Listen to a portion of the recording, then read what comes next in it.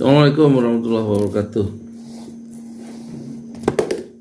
Baik, untuk ini ya, beli Al-Mu'jam, memiliki Al-Mu'jam, kitab pencari ayat-ayat Al-Quran, bisa Fathur Rahman, bisa Al-Mu'jam. Kalau saya beli Al-Mu'jam ini tahun 83 ya, 40 tahun yang lalu. Jadi misalnya wa'mur, dalam Al-Quran itu ada wa'mur ahlaka bis-shalah wastabir 'alaiha. Perintahkanlah ahlaka bis-shalah, ya. Ahlaka bis-shalah, keluargamu untuk salat, wastabir 'alaiha, dan bersabarlah dalam melaksanakannya, ya. Wastabir menurut ulama itu lebih tinggi tingkatannya daripada sabar. Wa'mur ahlaka, perintahkan keluargamu bis-shalah wastabir 'alaiha. Di surat apa itu? Kita cari dari Amaro, wa'mur, Amaro. Kita cari Amaro, itu Amaro. Di sini alif mim dan ro, alif lam, alif mim dan ro, alif lam mim dan ro. Amaro, Amaro.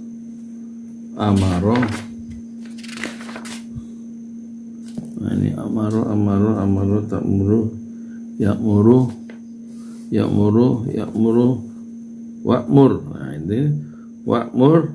Di sini ketemu wa'mur ahlaka bis-shalah wastabir 'alaiha. Surat ke-20 surat Toha ayatnya 132, ya. Nih, ya.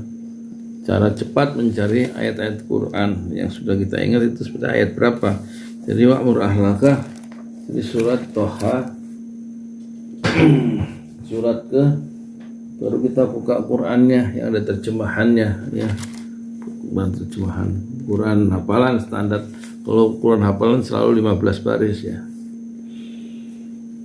Surat ke Toha surat ke-20, wa'mur ahlaka surat ke-23, 20, surat Toha 132, 81, 118, 130, wa'mur ahlaka bis-shalah, ya.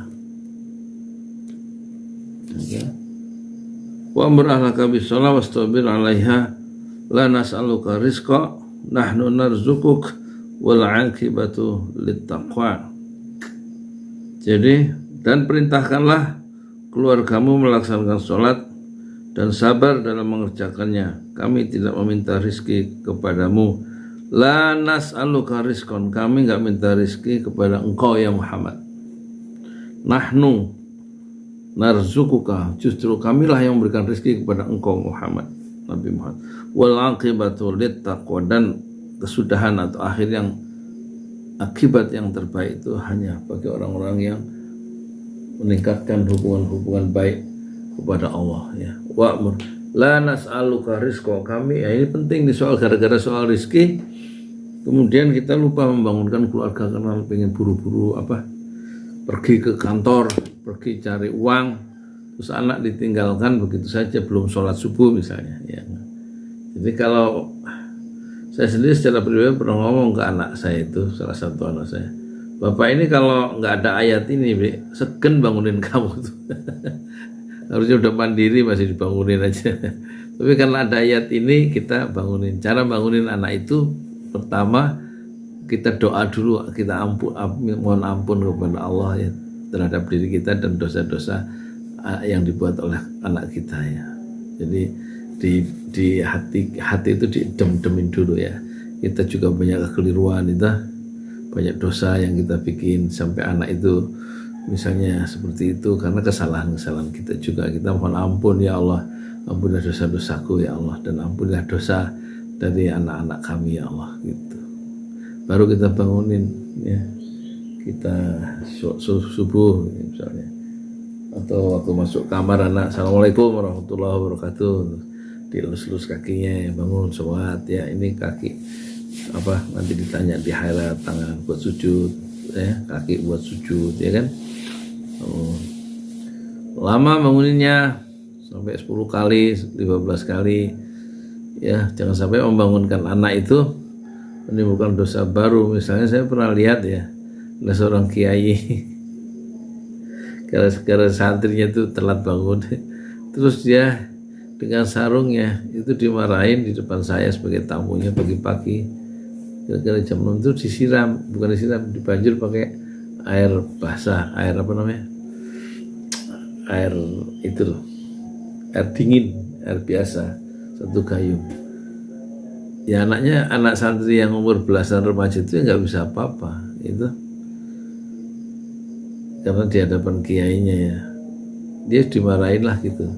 Terus ada yang kedua cerita, bangunkan anak di pesantren itu dengan kayu, sehingga orang tuanya setiap seminggu sekali atau 2 minggu sekali ke pesantren itu, anak itu ngadu karena dia ngelihat kakinya itu, pahanya itu biru. Kenapa kok sampai biru? Dipukul pakai kayu sama ustadz itu kalau subuhnya kesiangan. Loh, kayu kok dipakai untuk bangunin sholat subuh? Ada pesantren itu ya yang melakukan itu, dan kemudian saya protes. Saya bikin surat 3 halaman, Ustaz.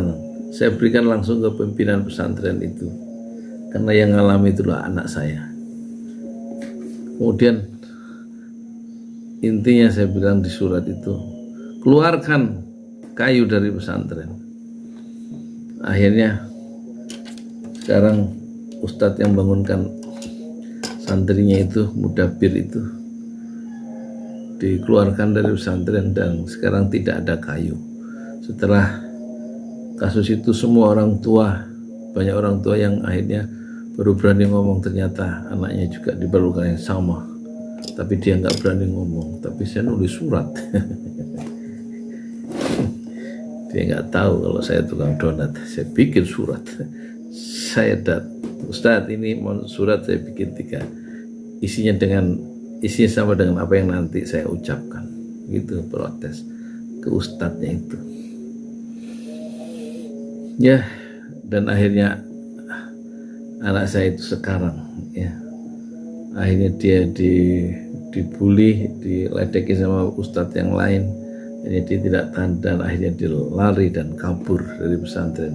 Dan sekarang dia, ya begitulah hidupnya, gara-gara perlakuan orang tuanya yang keliru saat menegur di pesantren, atau mungkin juga kekeliruan ada dari pihak pesantren. Dan anak yang kita rencanakan untuk menjadi orang yang ahli ilmu, sekarang dia ahli jalanan. Satu kekeliruan yang dibuat oleh orang tua, oleh saya, dan dibuat oleh pesantren.